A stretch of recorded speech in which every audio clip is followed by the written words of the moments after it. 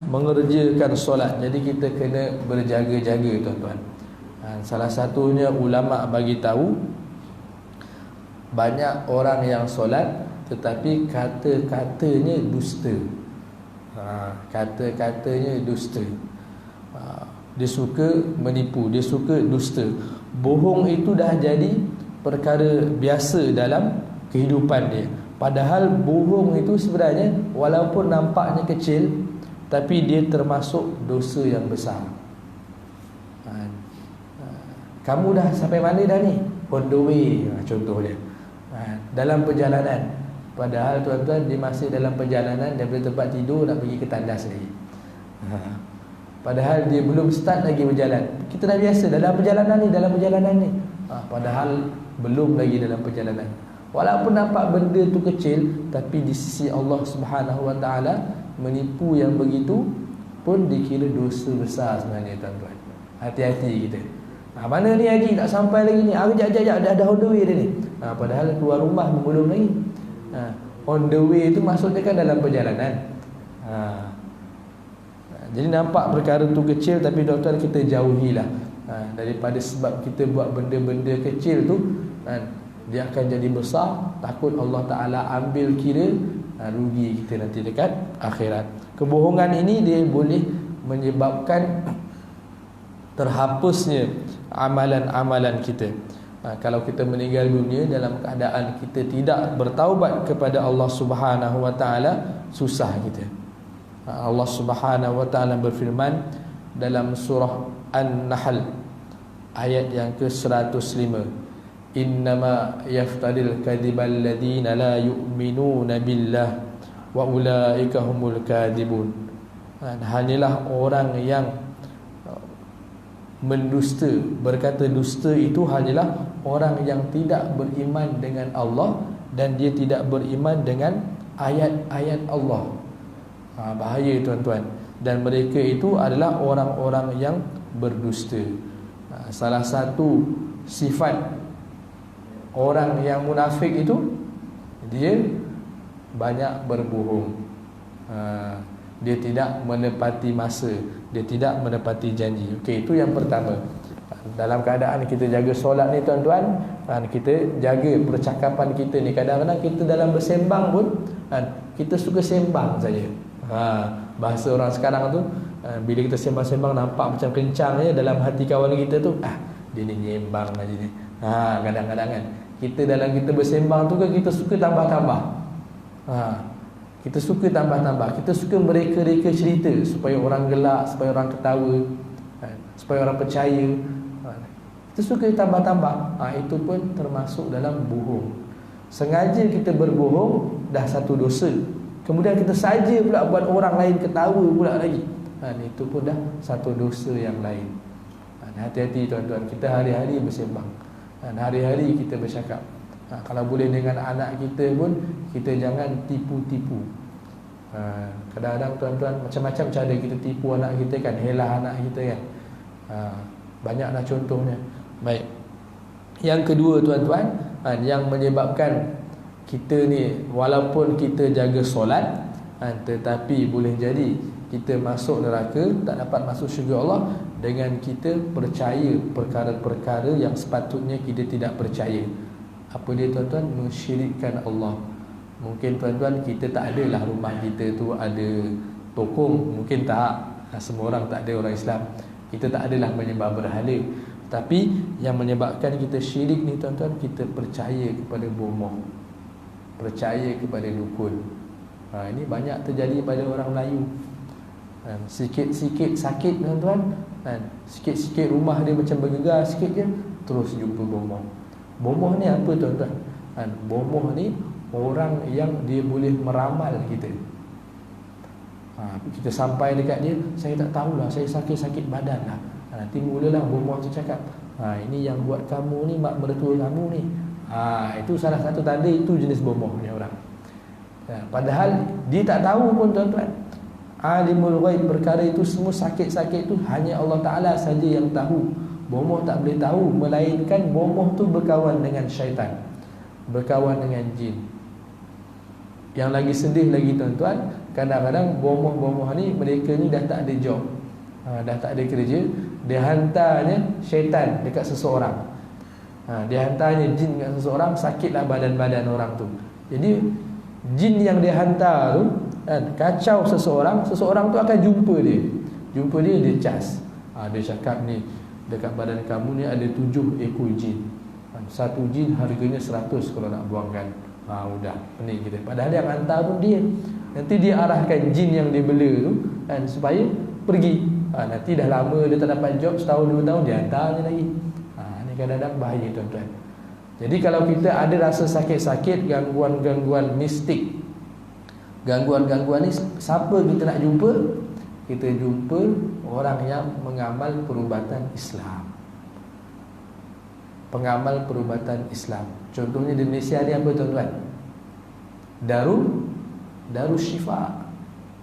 Darushifa, insya-Allah lah tuan-tuan. Kalau tuan-tuan betul-betul jumpa dengan Darushifa, ustaz-ustaz yang ruqyahkan tuan-tuan tu, dia hanya baca ayat Al-Quran dan dia sentuh-sentuh bahagian-bahagian yang biasanya jin tu suka duduk kat sendi-sendi, kita akan rasa sakit. Dan insya-Allah ustaz tu takkan cakap ni. Kalau kita tanya, dari siapa yang buat saya ni? Wallahu a'lam. Ustaz tu memang tak tahu. Sebab dia tak ada bela jin. Dia cuma baca ayat-ayat Al-Quran yang Nabi SAW ajarkan. Dia cuma baca-baca sahaja tuan-tuan, dan mudah-mudahan Allah Ta'ala akan sembuhkan. Itu saja. Hati-hati tuan-tuan. Kita kadang-kadang dalam keluarga kita okey, nak jumpa perubatan Islam. Kadang makcik kita, kadang isteri kita, kadang orang yang tak ada kesedaran akan perkara ni, dia nak juga jumpa dukun-dukun ni. Orang asli lah, orang Siam lah, bomoh Siam lah, dia nak juga jumpa. Ingat Nabi SAW bersabda, man ata kahinan fasaddaqahu, man ata kahinan fasaddaqahu. Barang siapa yang berjumpa kepada ahli tilik. Ahli tilik tu apa? Dia tahu, ni yang buat kamu ni sekian orang, dia nak kamu mati, contohnya. Siapa yang jumpa tukang tilik, iaitu bomoh, dan dia percaya kepada bomoh, berarti dia telah mendustai apa yang Nabi SAW bawa. Jelas hadis Nabi bagi tahu tuan-tuan. Dalam hadis Muslim ada dibagi tahu, man ata arrafan fasa'alahu an syai' lam tuqbal lahu salatun arba'ina lailah.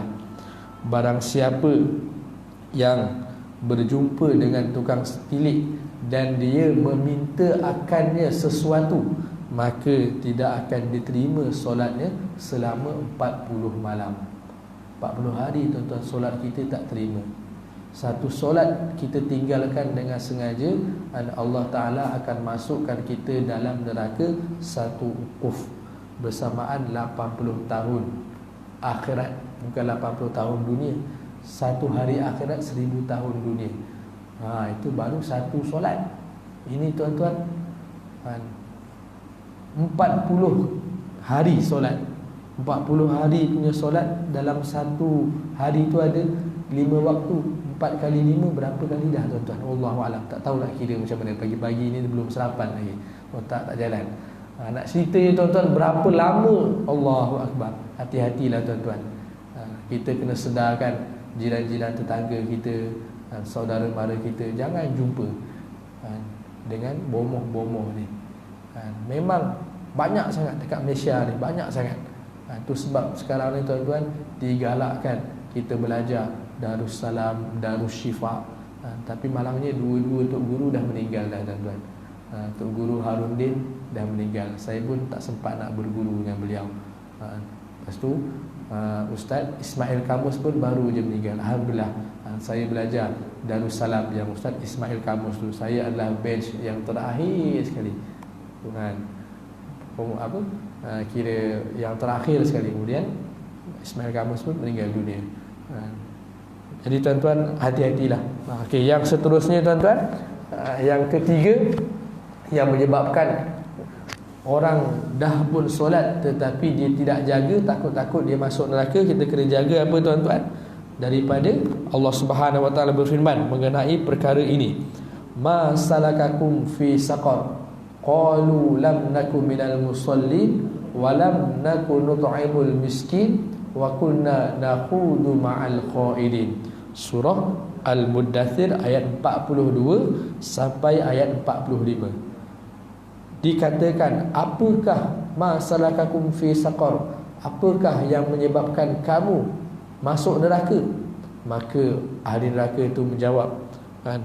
Maka dikatakan, mereka berkata, kami ini masuk neraka bukanlah sebab kami tidak solat, kan? Kami ini masuk neraka bukanlah sebab kami ini tidak memberi makan kepada orang miskin, ataupun kami ni dicakap kami ni bukanlah tergolong daripada golongan orang yang solat, kami ni bukanlah tergolong dalam golongan orang yang beri makan miskin, beri makanan kepada orang miskin. Wa kunna nakhudu ma'al khaidin, sebab kami ini masuk neraka sebab kami ini suka mencela bersama-sama.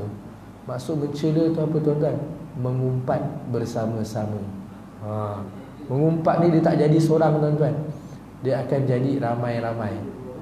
Jadi tuan-tuan, bila dah ada orang start bersembang mengumpat, cepat-cepatlah kita tipu sunat.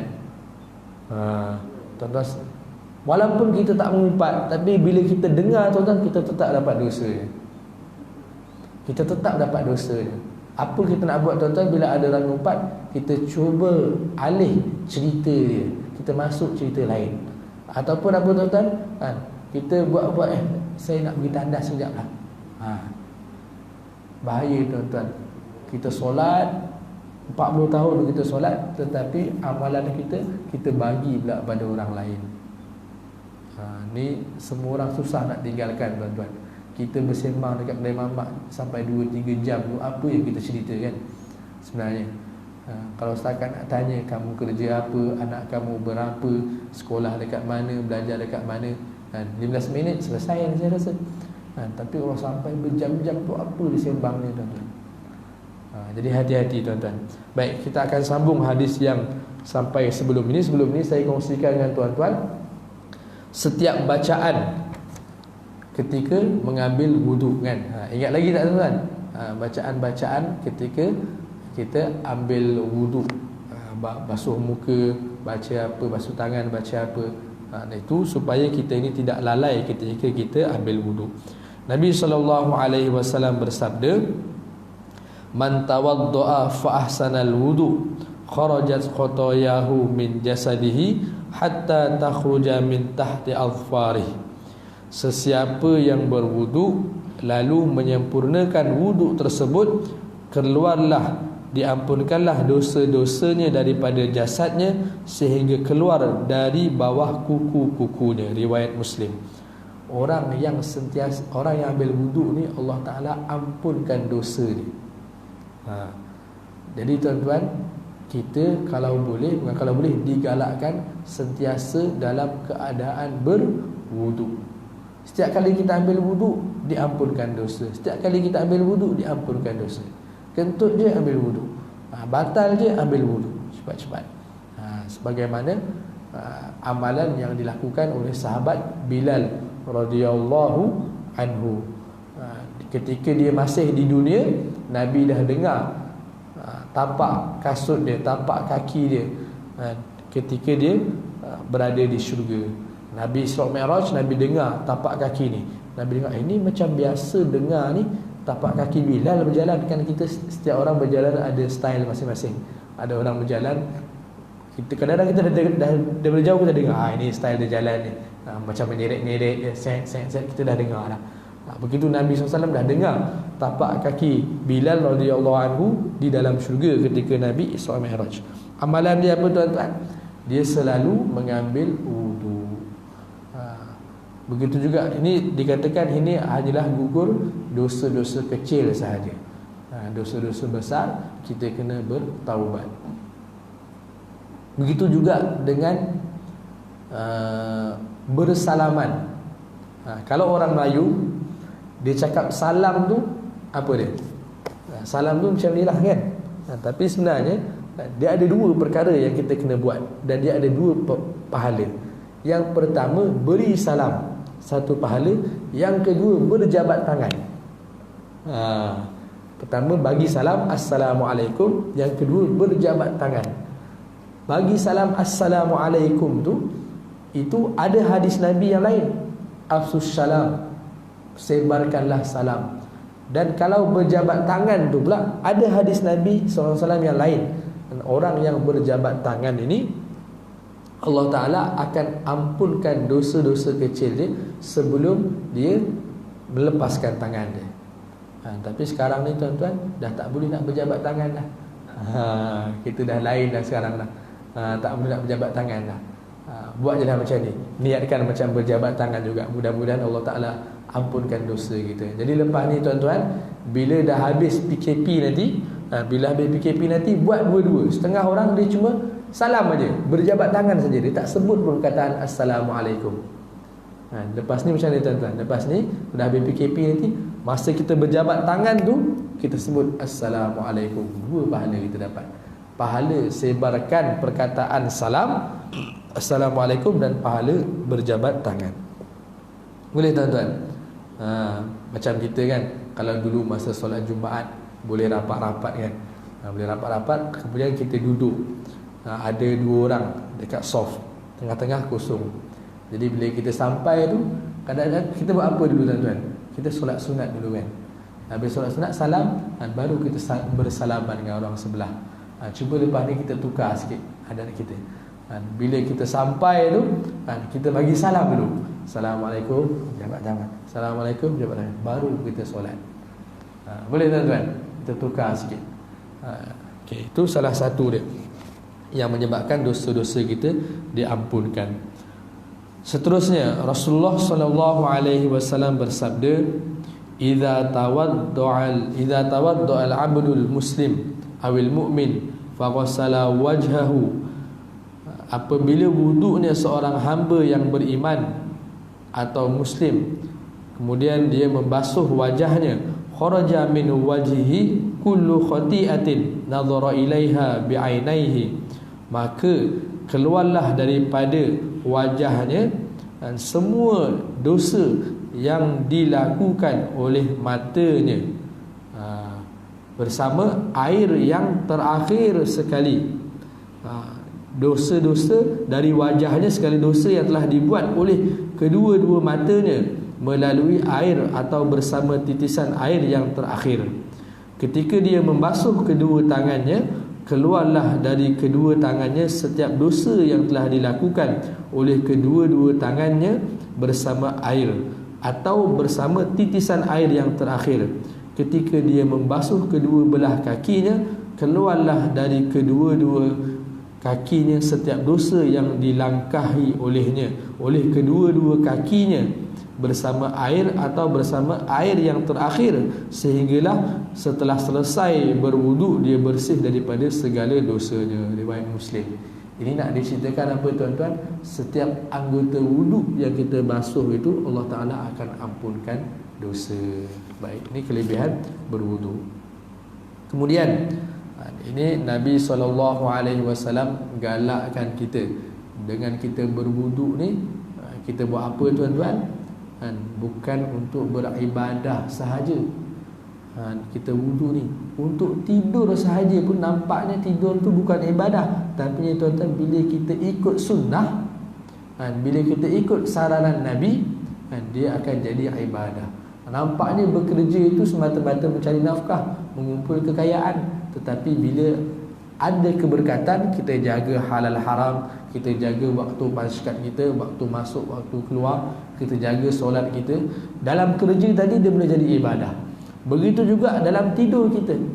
Dalam tidur kita boleh jadi ibadah. Tuan-tuan, kalau umur kita 60 tahun, ada orang buat perkiraan umur kita 60 tahun, kalau kita tidur sehari 6 jam, berarti kita dah tidur selama 25 tahun kita tidur. Tidur kita saja dikira 6 jam tu, dia dikira dengan umur kita 60 tahun kemudian kita meninggal contoh, berarti tidur kita saja dah 25 tahun. Kalaulah 25 tahun tu Allah Ta'ala tak terima ibadah kita, tak dikira ibadah dalam 25 tahun tu, takkah kita rugi tuan-tuan? Sangat rugi. Itu baru 6 jam tidur. Kalau orang tu tidur sampai 7 jam, kan, masa kerja dia tidur, kan, masa dengar kuliah pun dia tidur-tidur sikit, contoh. Kemudian sementara menunggu komat pun dia tertidur-tidur sikit. Campur jadi 7 jam setengah contohnya. Tak ke dah 35 tahun dah, kan, dia tidur tanpa dikira ibadah. Tak kerugi tuan-tuan. Ini saya pesan pada diri saya juga tuan-tuan. Marilah sama-sama kita jaga adab kita sebelum kita tidur, supaya tidur kita ini boleh menjadi ibadah. Salah satunya apa tuan-tuan? Sebelum tidur kita berwudu. Habis tu Ustaz, nanti sebelum tidur kita dah terpegang isteri kita pula. Tak jadi masalah tuan-tuan. Yang penting Nabi suruh saja kita ambil wudu. Tersentuh ke tak tersentuh ke, itu nombor 2. Dan Allah Ta'ala akan kira pahalanya juga. Yang tersentuh tu kalau kita nak beribadah, nak solat, boleh jadi batal solat kita, boleh jadi tak sah, batal wudu kita. Tapi ini kita ambil wudu untuk tidur, dan bukan untuk sembahyang. Jadi tak jadi masalah. Jangan nanti kita dah habis wudu, orang rumah pun habis wudu, tak boleh, kena jauh-jauh. Leceh lah, tak boleh. Tak jadi masalah. Ambil je wudu. Nabi suruh kita ambil wudu. Baik. Daripada Sayyidina Ibnu Abbas radhiyallahu anhuma, sesungguhnya Rasulullah sallallahu alaihi wasallam bersabda, sucikanlah, tahiru hadhil ajsad taharakumullah, bersihkanlah badan kamu, maka Allah Ta'ala akan bersihkan kamu daripada dosa. Fa innahu laisa min 'abdin yabitu tahiran illa bata ma'ahu fi syi'arihi malakun. Tidaklah seseorang daripada hamba itu dia tidur dalam keadaan dia bersuci, melainkan bersamanya ada malaikat menjaganya. La yanqalibu sa'atan minal laili illa qal, tidaklah dia bergerak-gerak ketika dia tidur walaupun 1 saat, kecuali malaikat akan mendoakan dia. Apa malaikat doa? Allahumma ighfir li 'abdika fa innahu bata tahira. Ya Allah, ampunkanlah dosa hamba ini kerana dia tidur dalam keadaan bersuci. Kita tidur jam 6 jam tuan-tuan, kita bergerak-gerak ataupun tak ada, walau tidak terputus 1 saat pun, malaikat mendoakan kita. Kalau kita tidur 6 jam tu dah malaikat mendoakan keampunan untuk kita. Malaikat ni siapa tuan-tuan? Hamba Allah yang maksum, yang makbul doa ni. Itu satu. Pertama, sebelum kita tidur, kita ambil wudu. Yang kedua tuan-tuan, apa yang kita perlu buat yang Nabi SAW ajarkan, iaitu kita solat sunat dulu. Nabi galakkan kita solat sunat taubat ke, solat sunat witir pun boleh. Witir ni bila tuan-tuan? Ada kata lepas isyak, ada kata waktu tahajud. Yang mana satu tuan-tuan? Jawapannya dua-dua boleh. Ada sahabat Abu Bakar dan seorang lagi kalau tak salah Ibnu Mas'ud. Wallahualam, saya tak pasti, tapi yang pasti Abu Bakar. Abu Bakar radhiyallahu anhu ni, dia mengerjakan solat sunat witir itu sebelum dia tidur. Boleh, tak jadi masalah. Jadi bila tuan-tuan dah mengerjakan solat sunat witir sebelum tidur, nanti ikut tuan-tuan terjaga malam tahajud, tak payah solat sunat witir dah. Solat sunat tahajud, solat sunat hajat, solat sunat taubat, boleh. Kalau tuan-tuan dah terbiasa jenis yang malam memang bangun tahajud contohnya, memang saya ni contohnya, setengah orang bila dia tidur 6 jam dia dah terjaga dah. Macam saya tuan-tuan, saya ni kalau malam tidur awal biasanya 6 jam lah, 5 jam ke 6 jam mesti saya dah terjaga dah. Dia macam dah cukup, dia dah terjaga dah. Yang biasa subuh jadi imam, jadi dia risau sikit lah. Jadi dia kadang 6 jam dia dah terjaga sendiri dah, tak sempat lagi jam loceng berbunyi, kita dah terjaga sendiri dah. Kalau yang jenis macam tuan-tuan yang dah istiqamah, boleh bangun awal, lebih baik tuan-tuan mengerjakan solat witir itu bila? Waktu tahajud tuan-tuan. Waktu tahajud. Dan solat sunat witir ni pula tuan-tuan, dia 3 rakaat, boleh dilakukan dengan 1 salam dan 2 salam, boleh, tak jadi masalah. Tuan-tuan pilihlah, tapi yang afdalnya buat 2 salam lah. Yang afdalnya Kalau nak buat satu salam 3 rakaat, dia tak sama macam solat maghrib ya. Dia tidak ada tahiyat awal.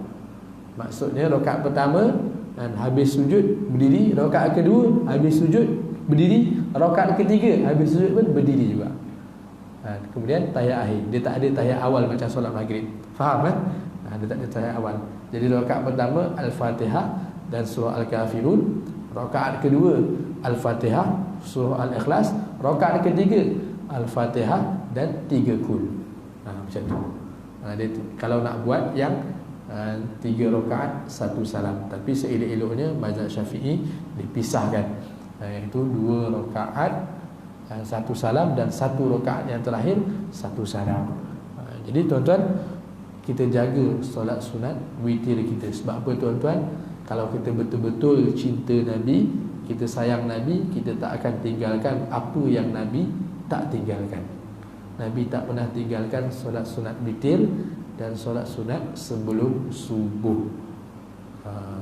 Kalau di sisi mazhab Hanafi jadi wajib, kita jangan tinggalkan. Okey, itu salah satu yang kita kena jaga sebelum kita tidur. Yang kedua tuan-tuan, sebelum kita tidur tu, kalau boleh tuan-tuan, kita bermiswak juga. Bersihkan mulut kita, bermiswak. Sekarang kalau tak ada miswak, berus gigi dulu. Berus gigi, dia dapat pahala membersihkan mulut, satu pahala. Kalau tuan-tuan buat dua-dua, lepas berus gigi, pakai Colgate, pakai ubat gigi, kemudian bersiwak pula, dapat 2 pahala pula. Yang pertama, pahala membersihkan gigi. Yang kedua, pahala memakai miswak. Itu kita kena cuba kita buat. Kan bagus juga di sisi kesihatan gigi kita. Sebelum kita tidur tu, pastikan gigi kita tu tak ada kerak-kerak dia. Yang menyebabkan mulut kita berbau tu apa tuan-tuan? Kerak-kerak dekat gigi kita tu.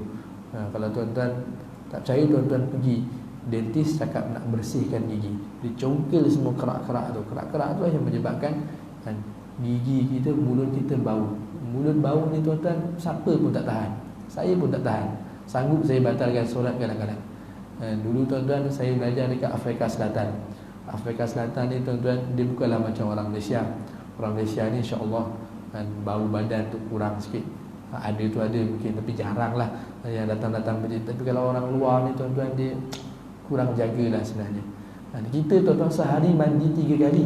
Kita cerita kat dia orang terkejut. Dia orang mandi 3 hari sekali. Betul. Terkejut saya. Saya sebutlah nama negara kan. Tapi masa saya belajar tu, masa saya belajar tu ada lebih kurang 70 buah negara. Dia orang ni boleh dikatakan begitu tuan-tuan. Malaysia, Thailand, Indonesia, Asia ni. Malaysia, Thailand, Indonesia, Filipina yang suka mandi. Asal pergi bilik mandi, tengok mesti budak Asia je. Kalau budak-budak Afrika, budak-budak negara-negara India, Pakistan, Bangladesh, negara Afrika tu, Allah nak yang tak suka mandi, nak buat macam mana? Dah lah tak suka mandi, tak nak pula pakai deodorant lagi.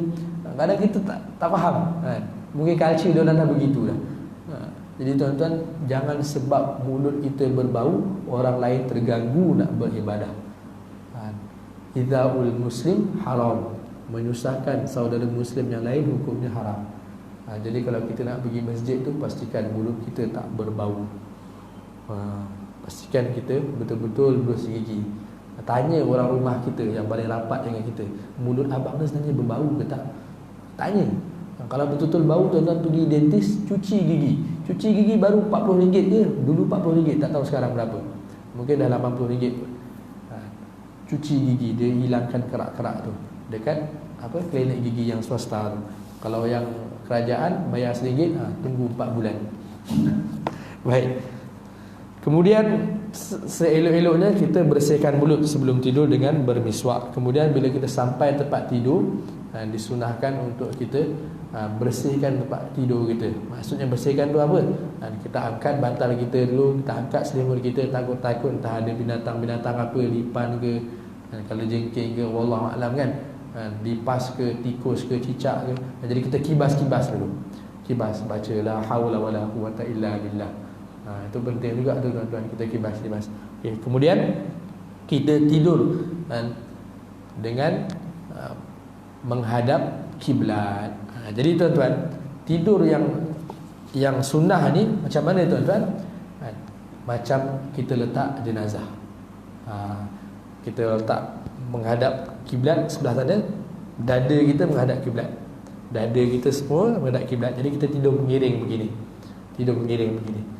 Setengah orang tak boleh tuan-tuan tidur mengiring. Macam saya pun tak apa selesa tidur mengiring. Dia tidur mengiring, yang saya risau tu keluar Elio basi. Dia saya tak selesa ni.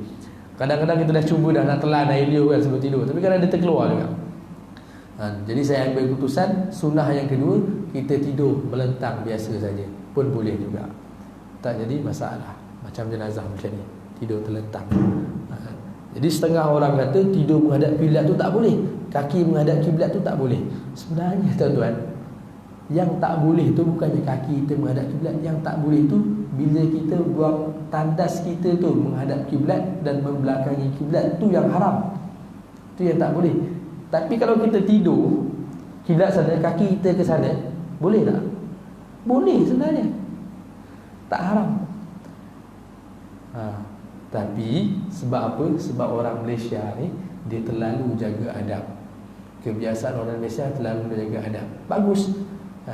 Jadi kalau lunjurkan kaki ke arah kiblat pun dah dikira tak sopan. Itu ada kebiasaan, jadi kita raikan. Jadi kalau nak cerita boleh ke tak boleh, sebenarnya kita tidur kaki kita ke arah kiblat tu sebenarnya boleh. Sebab apa? Walaupun kaki kita ke arah kiblat, dada kita pun sebenarnya ke arah kiblat. Kepala kita pun kita pakai bantal pun ke arah kiblat. Jadi kalau orang sakit dia tidur macam mana tuan-tuan? Orang sakit kalau dia solat macam mana? Macam itulah. Sebenarnya boleh. Tapi kalau dah jadi isu, mungkin orang kata tak jaga adab, lebih baik kita tinggalkan. Tidurlah cara lain lah. Macam kita saja-saja menghadap kaki ke arah kiblat, melunjurkan kaki contohnya arah kiblat, sebenarnya boleh saja. Bila kita lunjurkan kaki arah kiblat, yang pergi arah kiblat bukan je kaki kita, duduk kita tu, dada kita dan kepala kita tu mengarah kiblat, sebenarnya boleh. Tetapi orang Melayu ni tuan-tuan, dia jaga adab, sopan santun. Dia kata tak boleh. Dari segi hukum saja boleh, tapi dari segi kesopanan, keadapan kita tak boleh. Jadi mana kita nak ikut tuan-tuan? Baik kita ikut kesopanan dan keadapan kita lah. Banyak lagi cara lain. Jadi tak apa. Tapi kalau lah ada orang buat, kita jangan marah pula. Kita yang dah mengaji ni, kita dah faham ni, kita jangan marah pula, sebab benda tu boleh. Tapi kalau orang yang tak mengaji, yang tak tahu lagi, mungkin dia akan marah. Jadi kita tengok suasana ni. Sebenarnya itulah nak disampaikan. Yang tak boleh itu cuma, yang dalam hadis bagi tahu yang tak boleh itu cuma buang air besar, buang air kecil, tandas tu menghadap kiblat ataupun membelakangi kiblat. Jadi tandas tu nak ke mana? Macam ni, arah sini ataupun arah sana. Tak boleh arah sana dan arah sana. Tandas tuan-tuan dah cek belum arah mana? Kalaulah tandas tuan-tuan yang menghadap kiblat, macam mana nak buat? Angkat tandas tu, pusingkan, panggil kontraktor baru pecahkan. Tak boleh. Jangan macam tu. Kalau kita dah nampak tandas tu menghadap kiblat atau belakangkan kiblat, kita lah yang modify sendiri. Macam mana kita nak kencing tu, macam mana kita nak pergi tandas tu, kita yang alihkan duduk kita tu. Kita sengetkan sikit ke, macam tu. Boleh tuan-tuan Okey. Itu salah satunya sebelum kita tidur. Apa kita buat tadi? Kita tidur dengan menghadap kiblat. Kemudian kita baca, sebelum tidur tu kita baca ayat kursi, dan kita baca Al-Fatihah, dan kita baca 4 qul. Qul ya ayyuhal kafirun, qul huwallahu ahad, qul a'udzu birabbil falaq, qul a'udzu birabbin nas. Al-Fatihah kita baca, kita tiup. Itu pun ada Nabi ajarkan. Kita letak seluruh badan, kemudian kita tidur. Kalau dalam hadis Bukhari, dia suruh baca bismika rabbi wada'tu janbi wa bika arfa'u in amsakta nafsi fahfadha bima tahfadhu bihi ibadakas sholihin. Allahumma inni aslamtu wajhi ilaika wa fawwadtu ilaika wa alja'tu zuhri ilaika raghbatan wa rahbatan ilaika la malja'a wa la manja minka illa ilaika. Allahumma amantu bi kitabika alladhi anzalta wa bi nabiyyika alladhi arsalta. Boleh tuan-tuan, itu doa tidur yang sebenar yang ada dalam kitab hadis Bukhari. Tuan-tuan boleh hafalkan yang tu. Panjang sikit lah. Tapi tak apalah, tuan-tuan baca yang pendek saja. Bismikallahumma ahya wa amut. Allahumma bismika amutu wa ahya. Saya hafal tu sebab apa tuan-tuan? Dulu masa saya belajar Bukhari dulu, ustaz saya yang ajar Bukhari tu, dia memang suruh hafal. Jadi tiap kali ada doa-doa masnud, doa-doa yang diamalkan hari-hari yang kita belajar tu, dalam hadis tu memang dia suruh hafal. Jadi contohnya dia mengajar kan, hadis tu dia kata, besok semua hafal ya. Jadi besok masuk kelas tuan-tuan, dia suruh berdiri semua. Siapa yang dah hafal silakan duduk. Bila dia cakap macam tu semua duduk, padahal semua tak hafal lagi. Lepas tu dia test seorang-seorang, baru tahu. Alhamdulillah saya hadis tu hafal, sampai sekarang saya amalkan, ingat. Jadi tuan-tuan, nak menghafal tu kadang-kadang kita kena paksa. Malas nak berdiri, bayangkan tuan-tuan, satu pelajaran 45 minit. Bukhari ada 3 pelajaran. Maknanya 45 minit kali dengan 3, sejam lebih. Kalau dia suruh berdiri, ustaz saya kalau suruh berdiri memang tak boleh duduk je lah sampai habis. Dah lah kitabnya besar, macam Quran tu lebih besar dari Quran, kita kena pegang pula. Setiap bulan kalau dia tak suka dengan kita buat hal banyak, dia suruhnya kita berdiri dekat depan pintu tu. Satu sekolah nampak kita, mau tak mau kena hafal dah juga. Alhamdulillah saya hafal. Sampai sekarang saya berterima kasih dengan ustaz saya, dan saya dapat amalkan sampai sekarang. Baik, seterusnya, terakhir, apa lagi kita kena buat sebelum kita tidur? Iaitu kita kena niat tahajud. Niat untuk bangun tahajud. Nak bangun tahajud ni kadang Allah Ta'ala dah gerakkan hati kita dah. Tiba-tiba kita terjaga pukul 4 pagi nak buang air. Masa itulah kita terus tahajud 4 pagi. Memanglah sejuk tuan-tuan, tapi rumah tuan-tuan ni saya rasa semua dah ada heater. Ambil wuduk, kemudian solat tahajud 2 rakaat. Waktu tu doa yang sangat dimakbulkan. Allah Ta'ala dah bagi peluang dah. Sebenarnya Allah Ta'ala dah gerakkan hati kita jaga malam nak buang air. Terus tahajud pukul 4 pagi tu, sampai pukul 4.30. 4.30, kemudian kita tidur balik. Kita tidur balik sampai pukul 5.30. 5.30 kita kunci jam, dah boleh pergi masjid dah. Salah satu sunnah yang Nabi buat, Nabi begitu.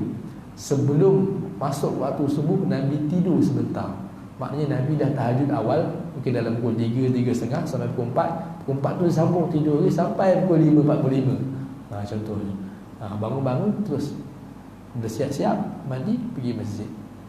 Itu salah satu juga sunnah Nabi SAW. Syaratnya nak tidur, nak bangun tahajud ni syaratnya apa tuan-tuan? Malam kenalah tidur awal. Kalau tuan-tuan tidur pukul 2 pagi, bilanya nak tahajud? Setiap bulan dengan subuh-subuh je lebur. Tidur pukul 10, 10.30, pukul 11. InsyaAllah nanti dia mudah nak bangun tahajud. InsyaAllah dalam pertemuan akan datang saya akan ceritakan kepada tuan-tuan apakah tips-tips yang Imam Al-Ghazali beritahu pada kita, kongsikan pada kita supaya kita ni mudah nak bangun tahajud. InsyaAllah tuan-tuan, sekadar itu saja pertemuan kita pada pagi hari ini. Mudah-mudahan ada manfaat, mudah-mudahan ada perkara yang kita boleh ingat, ada perkara yang kita boleh amal dan kita boleh sampaikan. Mudah-mudahan Allah Ta'ala terima sedikit pengorbanan masa kita. Dengan sebab pengorbanan kita, Allah Ta'ala ampunkan dosa kita. Allah Ta'ala beri kita kemudahan dunia dan kemudahan akhirat. Dia jauhkan kita daripada kesusahan